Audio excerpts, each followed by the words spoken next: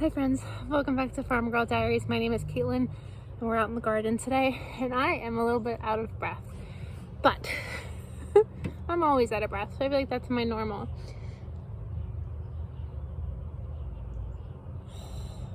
So I have my dog outside. It's a gorgeous day. I have my dog outside. I have my cat outside in his crate. Let me turn you around. And show you. I also have the bunny outside because it's so gorgeous, and I just looked over and there's the garden kitty. So I've named that cat Marigold, and I honestly haven't seen it in probably about 2 weeks. It's March, so I'm pretty sure Marigold is a boy and he has been being a little promiscuous. So I'm okay with that as long as he doesn't bring me kittens. Anywho, so I just got really excited because I haven't seen him in 2 weeks and he's hanging out there. He wants to come in here. I have food under this table that we're sitting on. But I have everybody out, so I digress. He's gonna have to wait. But I'm coming on here because I am going to ask for one last ditch effort before I do something I know I'm gonna regret, but I honestly don't know how to avoid it. So I really struggle with thistle. I can't get it under control. I had it in my windmill garden for years, and for years my windmill garden, which was I thought going to be so beautiful and so nice, was just a bed of thistle, and it chokes out all of my plants. So I've been planting perennials and annuals very heavily. First it was annuals and then it was perennials in an effort to choke out the thistle, and I was winning in some areas, but overall I'm not winning. And I think I waited too long to do something because it's now spread from the windmill garden and it's come into the main garden bed. And I am heavily losing. So I just spent the past like half an hour. So I'll show you down where I call the pasture or the field. Is where I get a lot of my thistle, and it has started to move up. I have thistle in this bed over here, and I have it in a lot of the pathways. And I am almost to the point where I'm gonna round up it. And here is why. The windmill garden, I'll take you down, I'll show you. The windmill garden doesn't have any thistle coming up. I had Dad round up it. We put Roundup on just the thistle, against all of my wishes. I was finally like, I can't get it under control. I've pulling it, I've mulched it, I've done everything I can think of, and I cannot get it under control. So we did put Roundup on the thistle last year. It died back, and it is not coming up this year so far. There's no thistle that I saw in that garden, whereas here there is quite a bit. So I just did an experiment. I heard if you take, first I was gonna do the vinegar, salt, and Dawn weed killer, and I read that wasn't effective, and I read that if like I used salt, it would actually like damage the soil. So I didn't really want to do that, and I didn't want to make it so I couldn't grow anything in this space. I mean, I don't like the idea of putting chemicals on my soil at all. I really don't. But I'm kind of at a loss. Like, I understand Mother Nature grows weeds, and I'm fine with everything else. I'm fine. I have red dead nettle. I have those mock strawberries. I have dandelions. I'm fine. And I think those are the three main weeds that I have outside of thistle. And I'm fine with all of that. I can use all of that. The rabbit eats all of that. Like, I am 100% fine with all of that. I'm just not fine with the thistle. And the thistle, like, it hurts. It hurts if you touch it.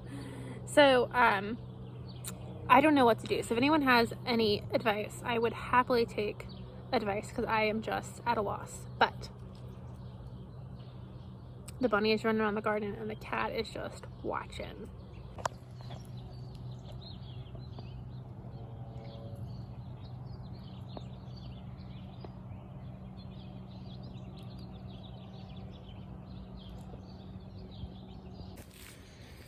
So you can see that I really try to kind of like till up this mulch. When I put this mulch down, we put it like 10 inches thick, which aside from the thistle has worked well. Like, it's kept everything down. There's not a lot of weeds. Miss Figgy, come on.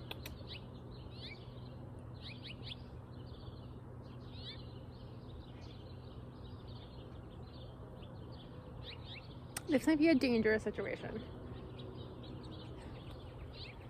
We might need to pause this video and maybe put Fig away because this cat is just intensely watching. I got Figgy safely back in her hutch, and Marigold is just, eyes were trained on Fig. Now, I don't think it would be an instantaneous, like, I'm here, I could stop any attack that might happen, but that just seems like that's going to be a little too much drama for me and my heart. So anywho, what I was saying is, let me turn you around and show you. So you can see here is just like a quick little patch of thistle. And you can see here's where I haven't touched this section. But I really started kind of just turning up the mulch. And there is so much thistle. And it just keeps going. It just keeps going.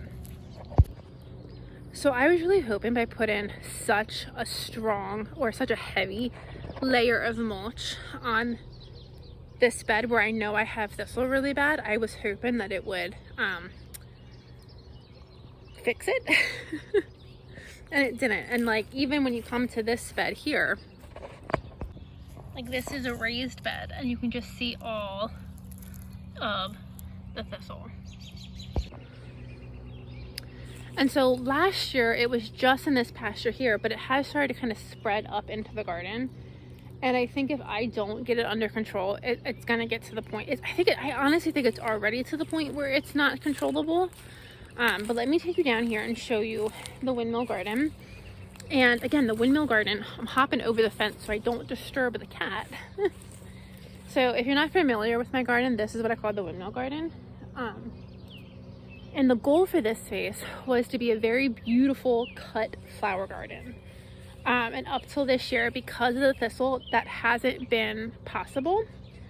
But I've really, like I said, I'm really planning, or I really was trying to kind of build this up the best that I can. And so I have a lot of stuff in here that's coming up this year. And so I'm really, really, really excited for this space. Let me show you. Okay, first, let's take notes that there is no thistle in here. There's a lot of green. I'll explain what a lot of this green is, but there's no thistle so far that I'm seeing. But look at all the plants, all the green you're seeing. There's a couple things of like spring onions, but the majority of the green you're seeing is green that I want. So I have quite a few tulips in here, butterfly bush. Here I have a beautiful rose bush that's coming back. Right down here, let me bring you in and show you. So here are some peonies coming up, and then you can just see there's so much. There's irises, I think that's daylilies, I'm not quite sure, but I have tulips coming up everywhere, some spiderwort. I don't know what that is.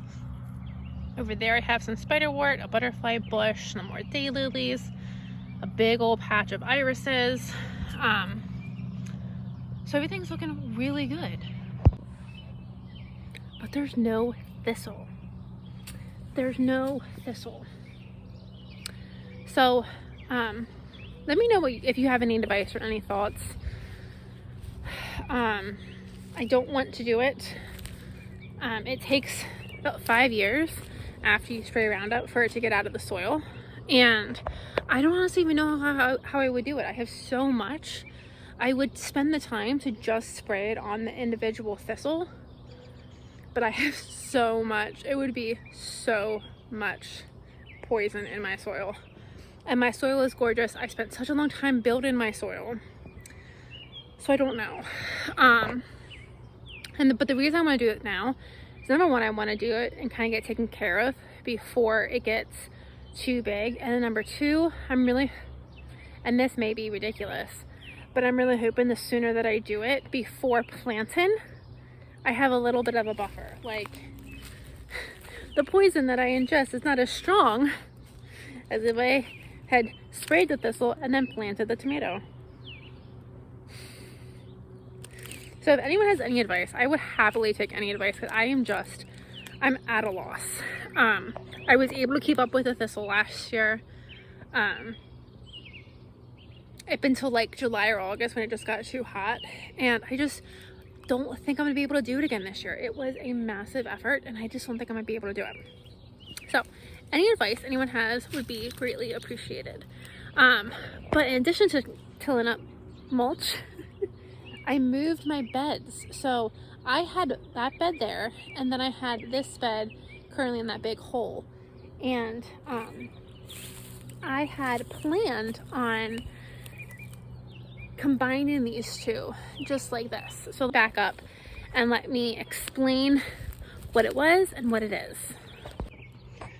Okay, so if we pan over, I have my little table there. So this bed was there. And what happened is my table didn't have a lot of space. My chair, as you can see, backed right up to the garden bed. And you didn't have like really any space. And the other side is the exact same way. So I thought by combining these two beds, it would give the patio space a little bit more space. And then I didn't need a path between the two beds. So I did move it, and it is there is an incline. I don't know what these, I guess, were feed bins. These were in my godfather's barn. And I've been using them for 7 years now, and they were never made to go in the ground. So they have like these metal, I'll show you. They had these metal plates that they stacked, and so this one has settled, or the ground has built up, so it's in the ground. That one is just gonna rest on top. So it does have this height difference, but I honestly think that's okay. I don't think that's a big deal. It'll settle over time, but to be completely honest, these beds all need to go. I've already pulled up two that had to get replaced, and this one I just pulled up is broken. So this will honestly probably be this one's last year. And I think at this point, if I tried to move any of the other ones, they're all gonna fall apart too. So one thing I need to put my mind to is probably next year, I'm gonna need to make new beds. These guys I've made, these are a couple years old. My dad made them, and they're lasting, for the most part, better than these old guys are. So that's something to keep in mind, but I don't think that's gonna be a this year problem. I think I'm just gonna plant in it, and maybe I'll take the frame, well, I don't know. I'm gonna plant in it, and we're just gonna go with it, and we'll see. But I got that moved. So one of my projects coming up is I'm gonna get some like slate or stone or something like that to put under the patio table, because right now when you sit in any of the chairs, there's so much mulch underneath of it, the chair legs just like sink. So it'll be nice to have like a solid foundation. So that's something I'm gonna start doing, maybe like once a week, going to Lowe's, buying whatever stone I end up finding that I like, buying 2 to 3 at a time, so it's not like a massive expense. And then kind of once like April comes, May comes, hopefully maybe I have enough that I could get that laid out, and then it's not such a annoying place to sit, and then it gives us more room, so we have more space and you don't sink. So yeah, so that's all I got for this video. I'm really excited for the garden season. It's still too early to get anything in the ground. St. Patty's Day is typically when I put in my peas, my carrots, and my beets. So we are going to see, I'm gonna wait till this weekend. St. Patty's Day is this weekend. I'm gonna wait till this weekend, and I'm gonna see what the 10-day forecast is, and then I might do my beets and my peas and my carrots. So that'll be the first thing that goes in the ground, and they might go in pretty soon, but other than that, everything else is still a little bit too early. But hopefully within the next week to two, well, probably 2 to 3 weeks, I can get my brassicas in the ground. Typically my brassicas go in the garden about the end of March. So I need to get the area where the brassicas are going to go. They're going to go over in the potato patch.